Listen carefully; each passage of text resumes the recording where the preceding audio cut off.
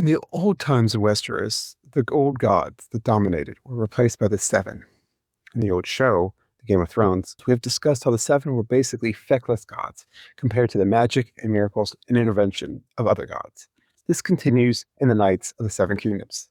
Through episode 5, we've seen a few examples where I'd argue the Seven gods once again stand by and do nothing, as if they don't really exist. In the trial by combat of Seven is supposed to be even more influenced by the gods to prove their guilt or innocence.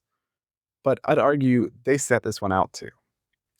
In Tyrion's second trial in Game of Thrones, he was misjudged, supposedly by the Seven, so we know that they don't always get the trial by combat right. Now, you could argue that the trial of the Seven was fairly judged since Dunk won and was thus proved innocent, but that would take away from the sheer will and grit that Duncan has shown.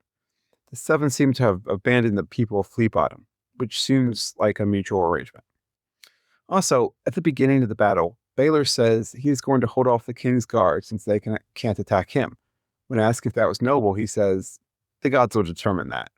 So according to that, the gods decided he was not noble, but we know this isn't true. He was acting the most noble by fighting at Duncan's side. We've seen that most of the Targaryens have little use for religion of the Seven.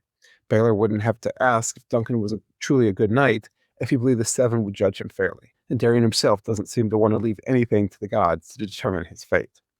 So what's the purpose of this religion of the masses, if not to curry favor with the true gods?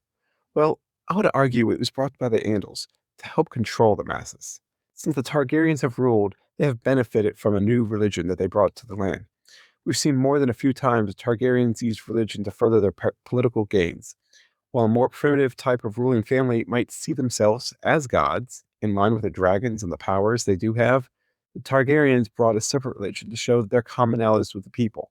They brought together 7 different kingdoms with different traditions as one, and that called for one religion, specifically one type of religion that wouldn't get in their way.